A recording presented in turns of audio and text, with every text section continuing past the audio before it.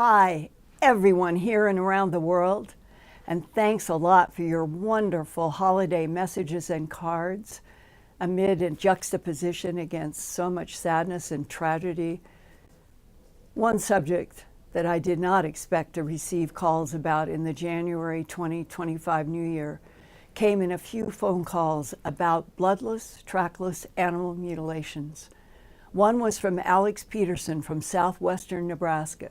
He raises Angus cattle in Hagler and told me in January of 2025, quote, "Recently, I've been trying to get videos of the strange moving drones, or whatever they are.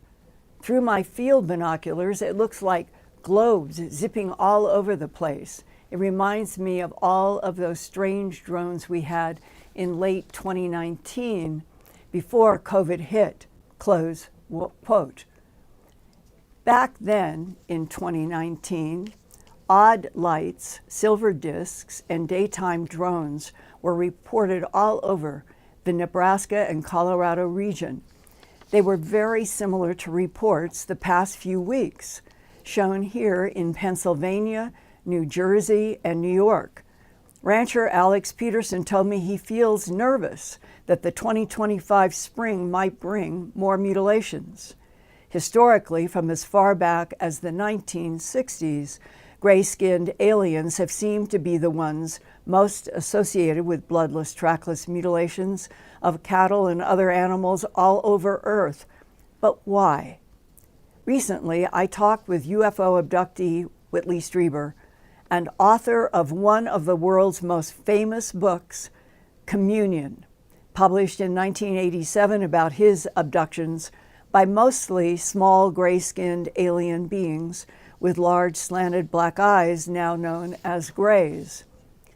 Recently, I talked with Whitley about animal mutilations and his perspective about why the Grey E.T.s have long harvested blood and tissues from earth cattle and other animals.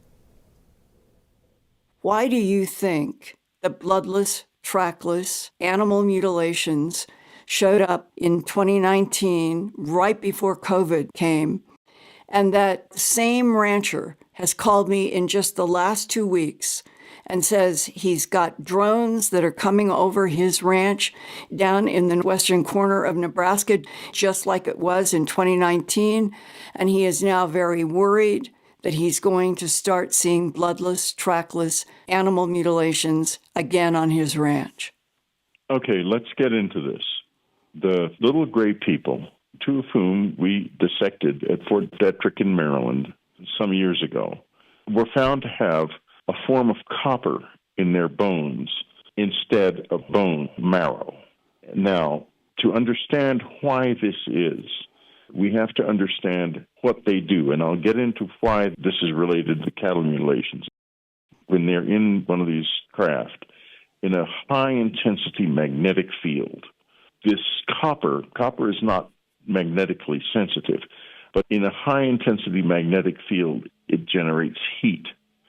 It generates enough heat in these bodies to keep the bodies functional while they are in a outer space environment, which is extremely cold, absolute zero. And that's why they have the copper. And these are not born creatures. These are biological robots, biomechanical robots. Now, they have very high metabolic needs because of their brains. Their brains have 4 quadrants in their brains. We have 2. That does not mean they're smarter than us. It means they function differently. Their brains are about 20% larger than ours, and they require a lot of metabolic support, which means they have to have high protein content, high sugar content, and in this case, because of the copper that is in their bones, high copper content. On Earth, there is 2 animals that have blood and organs that would make a good food source for someone with those needs. They are cattle and they are us. You and I both know there have been occasional human mutilations that have taken place. Right. They're rare, thank God, because these people are not here to have a fight with us. But fortunately, that's not common. What is common, and it's actually more common than you think, because it happens all over the world, and most doesn't get reported, I would assume. They will extract blood and all the relevant needs that are generally organ meat and highly blood-rich tissue like lips and eyelids and stuff like that from these bodies. And they do it with a type of, it's not a laser, plasma knife would be the best way to describe it. And that's why these cuts are so perfect. And they do not touch the ground. They are levitating when they do this, and that's why there's no tracks. And they do this, it's their food source. Yeah, and one important historic insert here. I started the investigation in September of 1979 and didn't have anybody who was in pathology willing to work with me until 4 to 5 years later. And that was Dr. John Altschuler, who had a lab, and he had seen some of these animals because he knew a rancher. And he ended up contacting me. And over a period of about 5 or 10 years, up to his death, he was showing that there was a point source that was highly thin, that was where the excisions were, the collagen was cooked, the hemoglobin was cooked, and that there was no instrument anywhere in the public in the world that could do what he was seeing and photographing and documenting. And it's that hot heat source, very narrow, taking out excisions, removing an ear, an eye, tongue, jaw, genitals, and rectum, with the collagen and the hemoglobin cooked. And that, to Dr. Altschuler, was something that he told me. He said, I think that one of the most important medical researches that I have done in my career was establishing the fact that there is something happening to these animals with a high heat source inside of the bodies where organs were removed. It's a plasma knife. It's going to be very hot. But there's more to it than that. It can be generated inside a body. It doesn't have to be penetrated necessarily from outside the body. So it's not impossible for us to understand, but it's more sophisticated than anything we have. It's not something that we won't have. We will have things like that eventually. And it was happening in the 1950s to the 1970s in thousands of cases. Well, exactly, because that's what they use. That's their tool. It's the tool they use to prepare these animals they're basically slaughtering the animals and doing it differently from the way we do because they have different tools and different needs to extract different things from the animals. We don't care nearly as much about the blood as we do the meat. We don't care much about the blood. We care about the meat. They care about the blood. They're not that interested in the meat. And they're interested in the parts of the body where there's a lot of sugars collected and carbohydrates collected, and that means certain organs, and that's what they will take. They're literally doing their slaughters out in the fields instead of in a slaughterhouse because they don't have any slaughterhouses. Right. All of this boils down to that you have been exposed to information that extraterrestrials from another solar system or here are the perpetrators of the bloodless, trackless animal mutilations.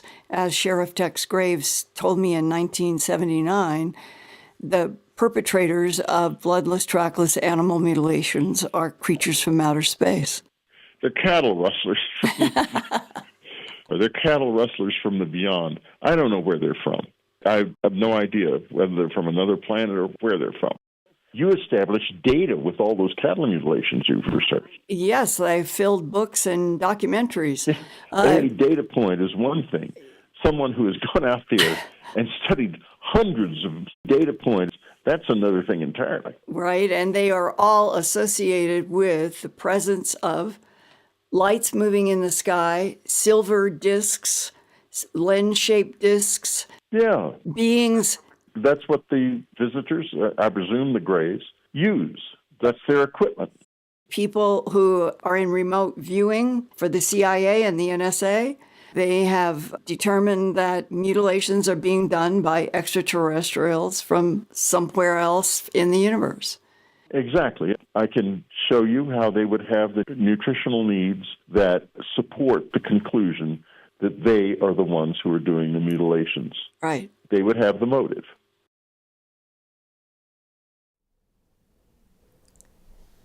A recent case of cattle mutilation is being investigated in the Ritter, Oregon area. The incident was believed to have occurred on November 26, 2024, on private property off Ritter Road in Grant County, Oregon, which is about 293 miles southeast of Portland, Oregon. An adult bull was found dead with its entire snout cleanly removed, no blood, and the tongue removed, no blood, the eyelids cut away with precision, no blood, and its penis removed with the testicles still intact, no blood. According to the rancher, peculiar things about the scene include no spilled blood around the very grisly site at all, no tracks, footprints, or other signs of human activity were detected, and no scavengers, like ravens, buzzards, or coyotes, would touch the carcass. Also, they couldn't determine the cause of death, although it did appear that the animal had struggled from where it lay prior to its death. It was first reported to the rancher from a local delivery driver who spotted the dead animal from the road. The rancher said 2 deputies from the Grant County Sheriff's Office went out to look at the scene, and their findings have not yet been reported. If I can get a copy or talk with them, I will report in the next Earthfiles.com or the 2 from now. Multiple cases of bloodless, trackless cattle mutilations have been reported over the past several years in eastern Oregon. The same rancher in the aforementioned interview noted that another animal of theirs had been killed and mutilated in 2023. Cattle owners who come across cases of mutilated livestock are encouraged to contact local law enforcement.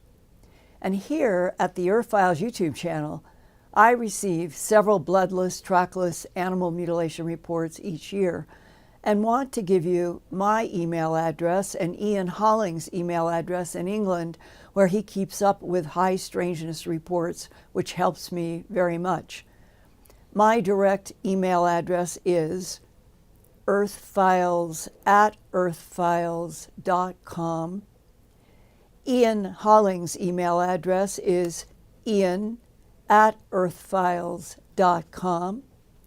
And we both hope to see a lot of you at the upcoming February 7 to 10 Conscious Life Expo at the LAX Hilton in Los Angeles.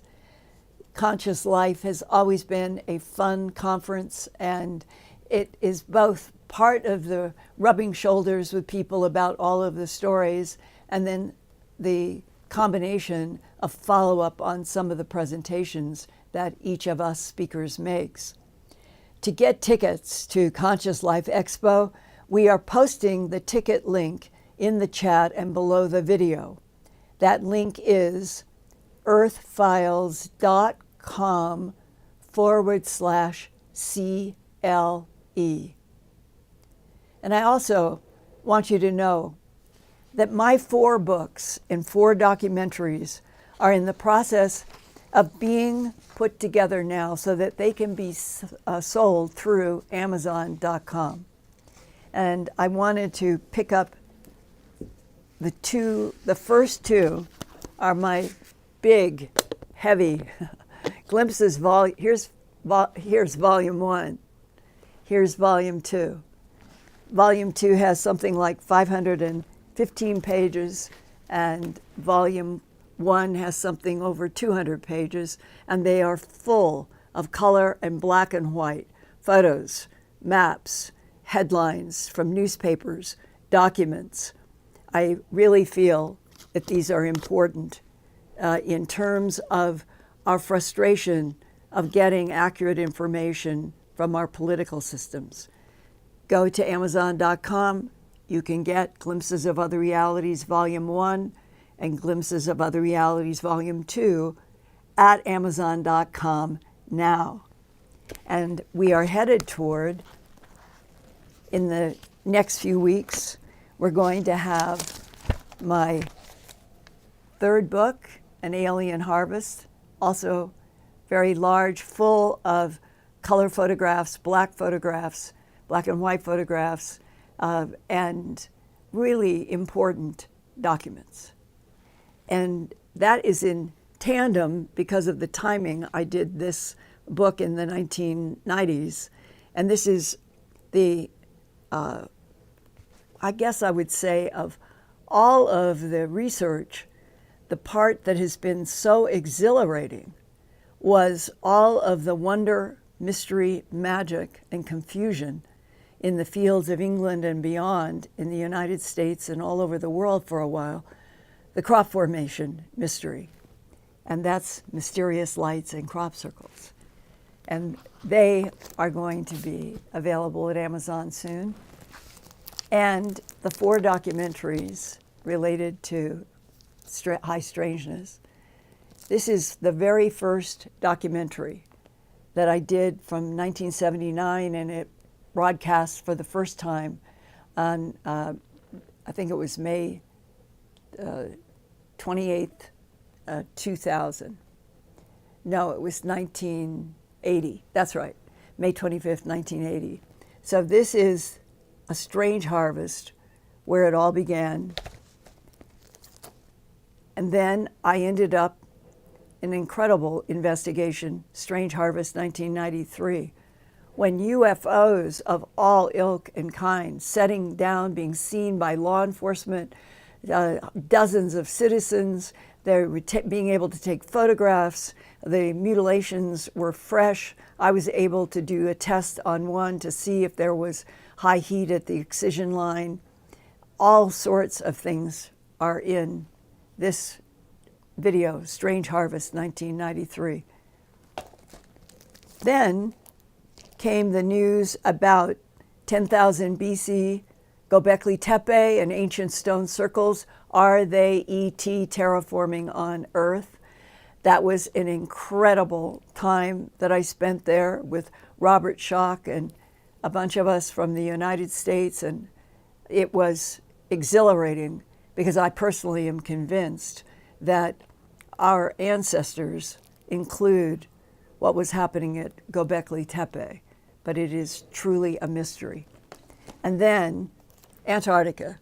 So many people off the record in government, military, over the last 45 years since I started working on producing A Strange Harvest, have told me that Antarctica has a lot more richness of our history on Earth than people understand, because it has been both hot with dinosaurs and icy, and that its own peculiar evolution on the planet relates to the presence of extraterrestrials who have done terraforming in Antarctica. Antarctica, alien secrets beneath the ice. I very much appreciate being able to share what I think is information that every person on the earth deserves to know. And as we go forward into 2025, one of those questions that's out there beating like a heart, like a beating heart, is Congress going to have more hearings that will lead up to an announcement about what the truth is of the relationship of more than one type of non-human civilization to this planet, and that eventually we will learn that Star Trek and Star Wars were like Hollywood's version of true histories on planet Earth. And on that note, dear Ian in England, what's going on in the chat and questions? Good evening, Linda. Thank you for that report, and it's great to hear from Whitley again. Well, we've got an active chat again. What lots of people are asking important questions, especially about tonight's content. I'll get straight to the point. Some people are saying, why are the E.T.s stealing our cattle and not breeding their own? And that comes from Marion Arthur, amongst many others. Delta Uniform Tango Charlie Hotel Echo Sierra. Sierra says, easier to just grow the meat in a lab with controlled nutrient parameters. Why are they so backwards technologically by stealing our cattle? In the next 2 or 3 weeks, I am going to do another part 2 of this discussion with Whitley, because we talked for 2 hours. And to produce for tonight, I wanted to focus as I did. But I'm going to be working on another section of our long, in-depth interview in which he goes into more details about what we would say would be the laboratory cellular level of. It's a good question. And Whitley has, I think, an accurate perspective on it. So keep coming to Earthfiles YouTube channel, and I'm not sure exactly, because I have a whole lot of travel to do for other TV shows for the next 4 weeks. So it may be that I will have to wait into March. That's what I've been trying to figure out, how to do everything. But I knew that the other more complex, more complicated, would take a long time to produce correctly. So hang in there. There will be another one, and we'll see then what your feedback is. But I think that Whitley is right to the whole reason for why the mutilations, because this goes back to when I was trying to get that contract for the home box office program. And it was where I was working. I know I had traveled to another city, and I was meeting with people both about some aspects of that film before they said that they wouldn't, because if we didn't have the president, the vice president, the secretary of defense, and everyone to back it up, that HBO wasn't going to do it. Well, so there was this in-between period where I was talking with a lot of people at various facets, and one of those meetings cushion shot to somebody who was active in an intelligence agency who was interested in talking with me. And one of the things that I learned was from him and a physicist, a very long discussion in which the physicist was telling me that the reason for the animal mutilations had to do with the metabolism of various chemistries in the Grey E.T.s bodies that they depended upon harvesting from animals on this planet. So that came first. I heard that first. And later on, as more details have evolved over the past several decades, Whitley, in his own investigations, in his own research, came to that conclusion, which is what we talked about. So there will be more. There will be more. Keep your questions going. Okay, Ian.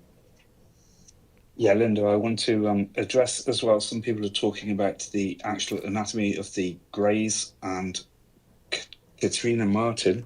So Katina Martin says, I'm confused. Some say greys are alive, then others have said they're a type of drone or robot. Both are true.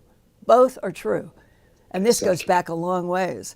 The little ones, the way it was, Many 3 decades ago, the little ones that go from 2 feet high, 3 feet high, 4 feet high, they're all AI, artificial intelligence.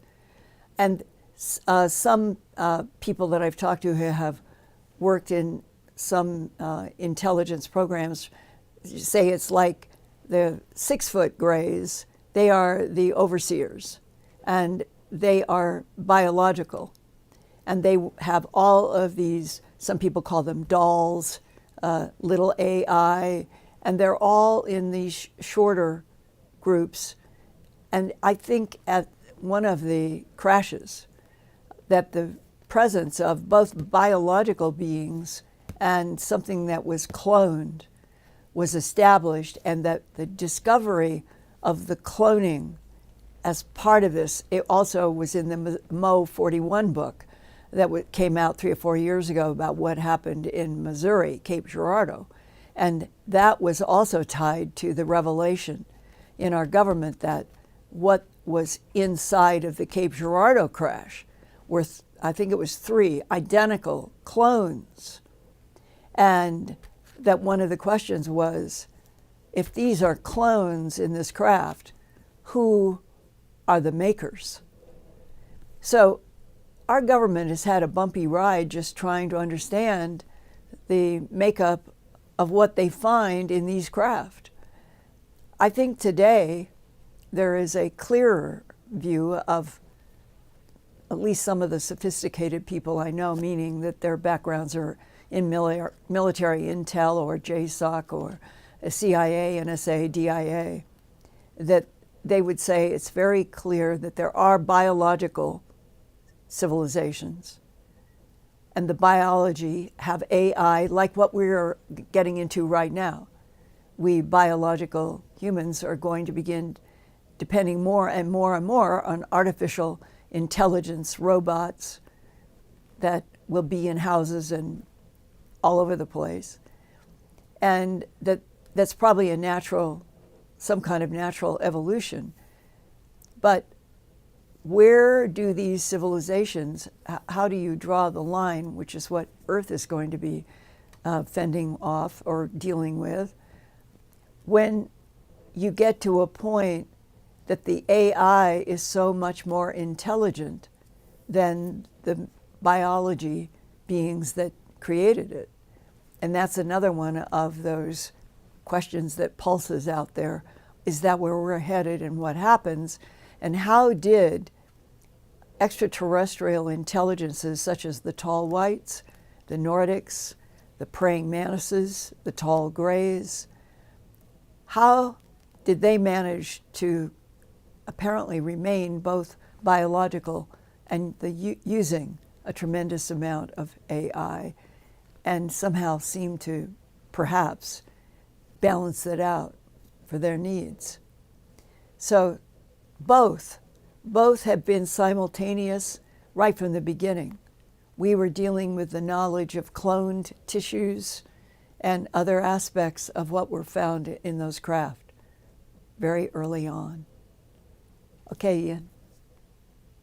Yeah, it's important that you mention again that components of perhaps mutated animals or even complete animals are found on the craft. And you and I have both spoken with people who have seen animals on the craft or seen them being taken aboard, etc. And these witnesses have attested to the fact that the animals are being taken. That's why I want to put the myth to rest that someone is addressing in the chat tonight, that some people say that the animal mutilations are being done by our own government.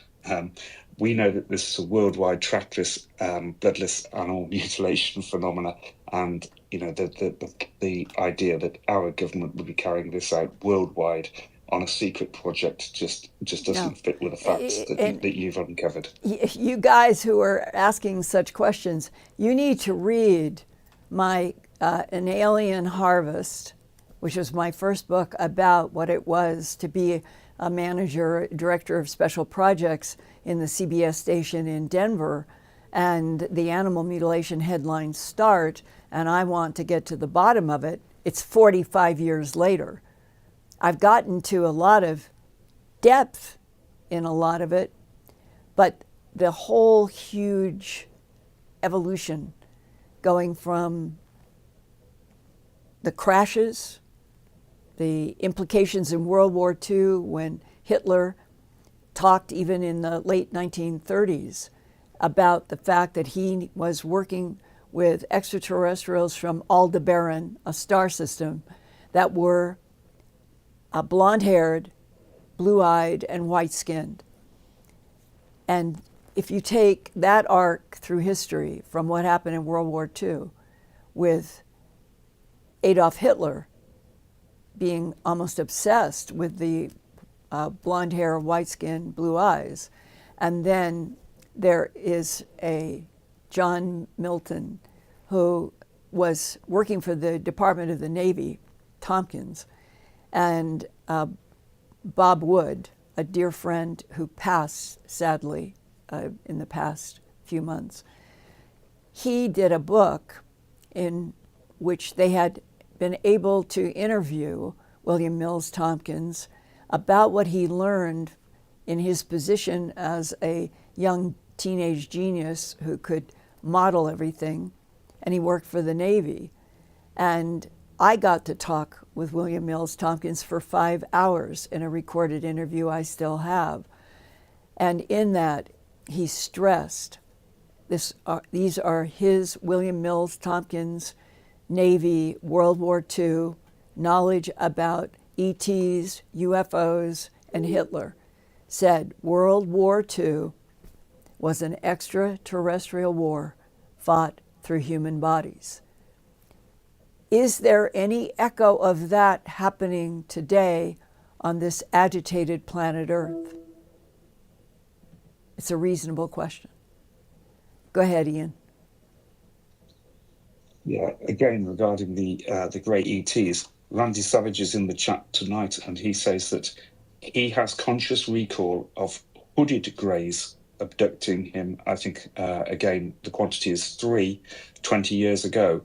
And Isaac Adam, says greys have little suction cups on their fingers. They run their hands over the cow. Linda has talked about this in her book. And it says farmers have seen this and they actually land in the pasture. Well, let me insert right here. I've had people draw those suction pads at the tips of the 4, we'll call them probably in the Android or AI category. And if you go to a 6 or 7 foot tall gray, of which there are, and they are usually referred to as emerthers, they do not have suctions, as I understand it, on the tips of their fingers. If any JSOC person or CIA, NSA, DIA person listening has photographs otherwise, please show them to me, let me know. But the whole big box is there are a lot of different variations in categories of extraterrestrials. And a lot of it seems to be related to there are overseers, and then there are these layers of AI that are responsible for other kinds of work. And so the ones with the suction pads looking like the 4 foot grays, usually in a blue uniform, sometimes with what seems like a crescent moon with light or fire exploding out of it on their leotard suits. And everyone that I know now who's active in military or intel who will talk about this, there is a general consensus that the gray leotard that goes from the neck and the head, if we probably knew the truth, all the way down every square inch of the body is like a flight suit, a health protective suit, a fire suit, a water suit. The suits, which they wear like skin, protect them from so many potential threats. And it makes sense. And I've heard that in pieces for a long time. And most recently, having to do with, well, which ET is in which suit came up in a discussion. And there's still a lot we have to learn. But tall whites, Nordics between tall and shorter, grays up to 6 feet, down to 2 feet, the 2 feet AI, 3 feet AI, 4 feet AI, and then who knows what's in between up to the 6 to 7 feet. but those are the biological overseers. So the type of non-human that we are dealing with, we have to know an awful lot about what they are in, what color they are, what else do they have, what type of ships do they have. And I know our government has tremendous amounts of information about all of that. Okay, Ian. I just want to address some of our super chats this evening. Thank you very much for your generosity. Again, hello to Moonbird. Thank you again to Yin Yang Glow and Lil Lum. Also, we have Renee Cruz with us in the chat, who's recovering with a broken arm. So we hope you get well soon, Renee. And don't worry about not being able to type and send us so many emojis tonight. Yes, get well. Okay, Linda, we've got someone mentioning about the Project Stargate that has been announced, which is the massive government spending in AI infrastructure, billions of dollars. Why did it get the name Stargate? Has it any ties to CIA remote viewing from the 1970s, the same name? There's no way that I could possibly provide what would be called hard data. There are so many strategies that the CIA, DIA, and so forth use in trying to control this enormous story as it has gotten bigger and bigger and bigger over the years, meaning what's hidden behind doors and underground and all over the place. That unless we have whistleblowers coming forward, I'm comfortable doing an interview with one. I'd say I have quite a bit of knowledge about certain things, but the much bigger, huge, dark spaces in our government's history all have to do with non-disclosure agreements, threats that their families will be killed, threats, guns in people's faces, all having to do with you can't talk about any of this. So Project Stargate, do we have any proof, Ian, about when it was organized? What date was it organized and under which historical political figure? I think it's all a bit murky, but I'll do some work on in the background, or perhaps anyone in the chat can perhaps give us some more information on Project Stargate when that started. Okay, I think it's worth mentioning as well, and other people have mentioned this in the chat, it's not just the mutilated cattle. Sometimes whole herds of cattle seem to go missing. Last year, 80 cattle disappeared in Colorado without a trace. And that happened at 2 different ranches. I know there's rustling going on, but I think that I saw another report where about 300 head of cattle had gone missing as well. Well, in the missing animals, I have always thought that they've happened periodically, even going back to the 80s and the 90s when I was trying to do so much work. But I and a few others, we've had discussions about, are the missing, suddenly, a group of cattle, whether it's 10, 12, 20, they just suddenly are gone. And the discussions that I've had about that I think might be close to the truth, is that our government, through first with Eisenhower, meeting, as I understand it, did meet with an E.T. Some people say it's a Nordic, some people say it was a tall gray.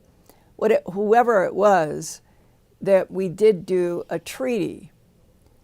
And the treaty was supposed to allow a certain number of animal mutilations and human abductions to provide help to the Greys and their survival. And in exchange, we would gain advanced physics and technology from them. That is, as I understand, is the handshake. And as time went on, things didn't go exactly the way people expected. There have been kinds of contradictions, maybe purposeful, let's just say flaunted in our faces, we'll do what we want to do kind of attitude. And if you have a problem, if the government is saying you're going to have to cut down on the animal mutilations because we have a lot of humans here who are trying to track and investigate and report it, then maybe just taking 20, 30, 40 animals in one of their beams into one of their huge craft, nothing. I mean, it's like a blip here. And maybe that's what is happening, that a lot is going on underground and in bases in places like Ganymede, where humans and the E.T.s can meet and talk. But back here on Earth, it may be that some of these anomalies are because people are bending corners, taking shortcuts. We don't really have any idea what exactly the dialogue is like between Homo sapien and these various extraterrestrial groups. Go ahead, Ian. Yeah, I'm just going to mention as well, even Alan Godfrey, the UK police officer in 1980, where he did the report and he was subsequently abducted, he was actually investigating missing cattle when he was abducted. Yeah. And then we had the case in 1977 in Ripperston Farm in Wales, where cattle mysteriously were teleported from one place to another. I think it's also happened at Skinwalker Ranch. So I think there's been a lot of high strangeness. Yeah, and people have seen the beams.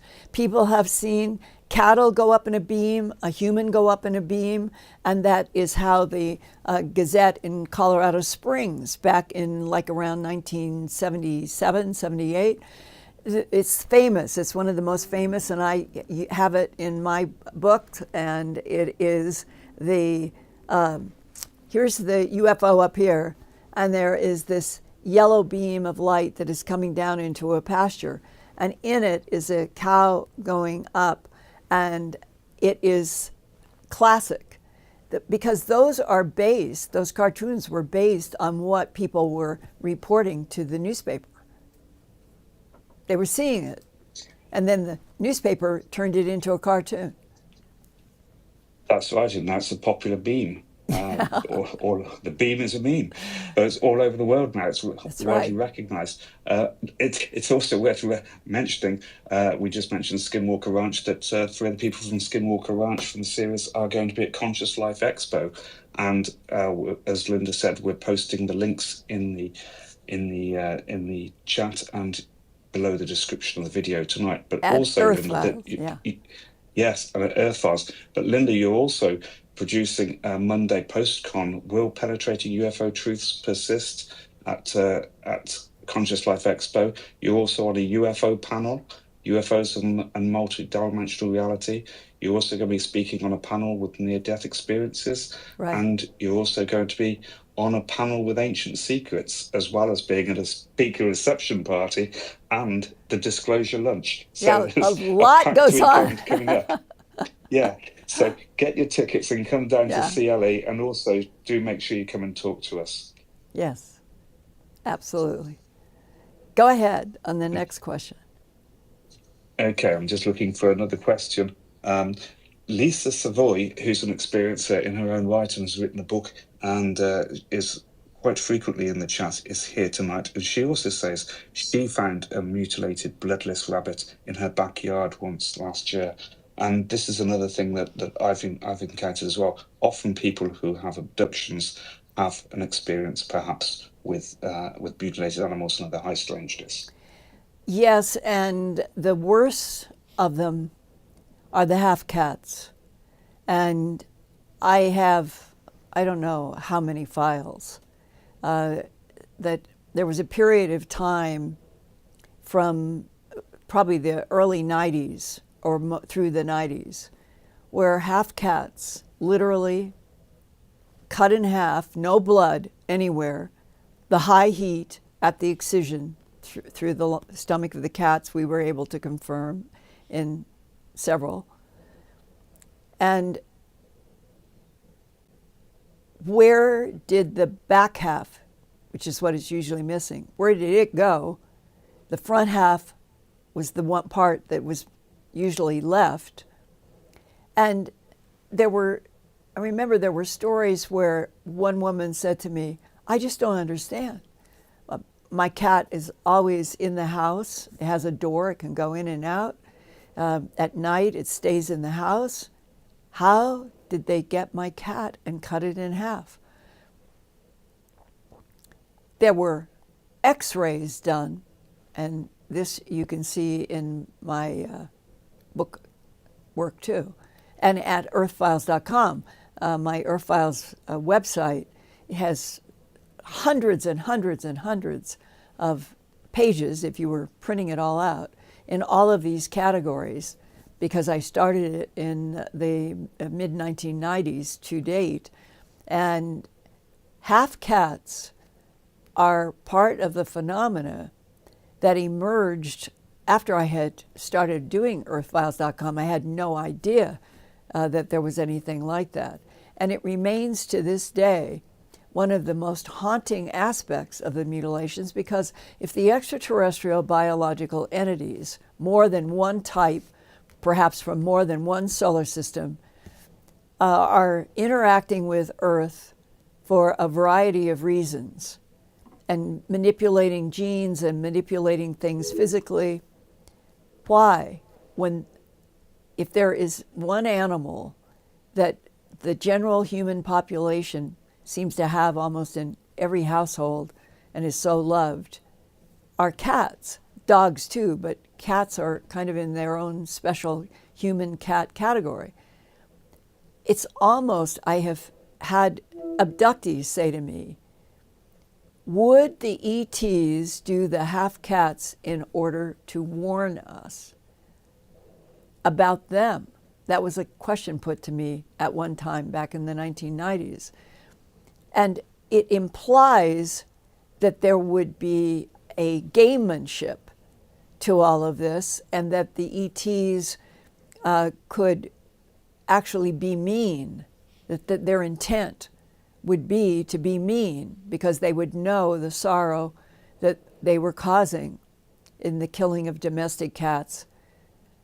Interestingly, somebody, if you're listening and anybody knows about this, I don't remember having a specific half dog.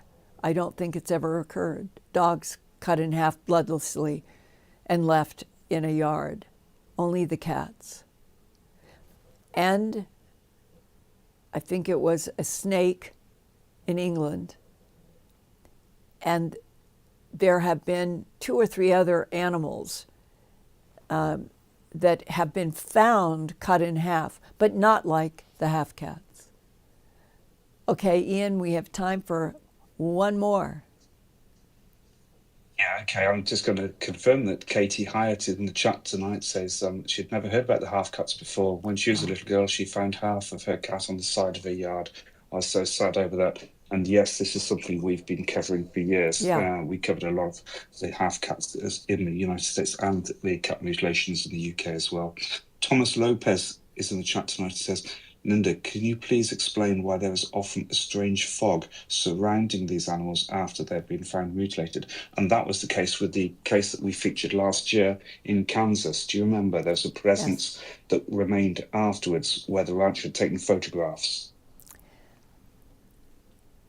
I have seen sketches of people describing some kind of a fog in their bedroom, not associated with a dead animal. I have received photos, whether it was a mutilated cow or some kind of mutilation, where they are pointing to something that is very misty-like and not explained. There are questions in my own mind about what the physics would be having to do with our matter world and certain technologies interacting in this matter world at times that involve abductions, cutting things in half, interacting with the water, the soil. I don't have any what I would think would be definitive or even clear answer to this very good question. What we need are scientists who have been working on these questions and problems for the government for a very long time to be released so that we can start having dialogues about all of these questions and mysteries.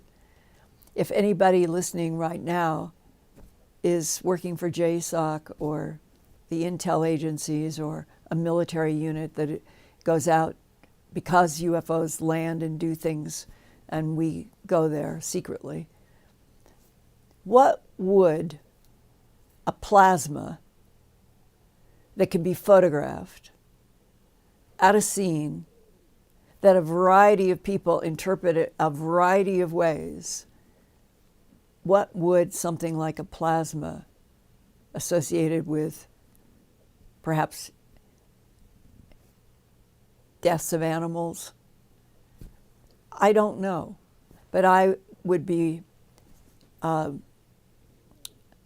fascinated to see if any of you listening tonight, of which some of you may be working for the government, military, intel, JSOC, if you know what is the true story behind the strange myths that are sometimes associated with the presence of something that's extraterrestrial.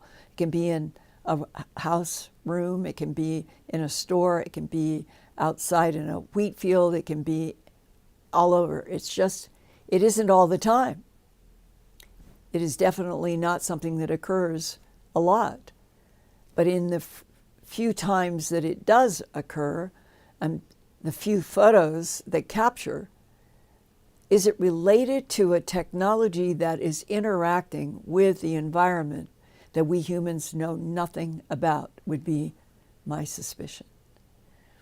And on that note of all of us asking legitimate questions of all of the things that we either have firsthand in interactions, or we want to know a lot more about what is actually happening between our United States government and extraterrestrial biological entities and extraterrestrial intelligence. Artificial intelligence is a huge thing. And the big question, why in 2025 now, with our government having a lot of back-engineered extraterrestrial technology, why can't we be told everything this year? And on that note, to Congress as well, feel a huge agape hug from me and those of us at Earthfiles in a time when it feels like the agitation of planet Earth right now at so many levels needs all of us to reach out to the people that we know and work with, that are our families and that we love. Agape hug. We need the truth. We truly need the truth in order to evolve as a species that will survive because we finally chose to tell the truth. Agape hug.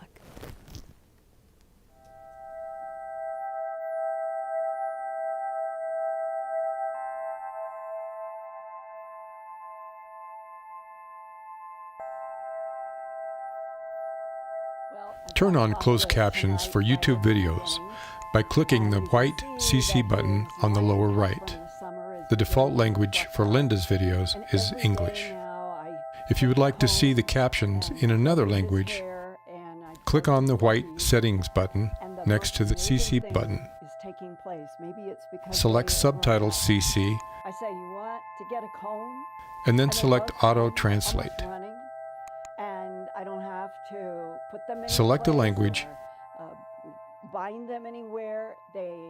and the captions will now appear in that language. Sort of gone through, and they will hold their heads. I never had a cat do that before. And they'll pull against the comb, helping me get out snarls. And I think it's the best they've ever been.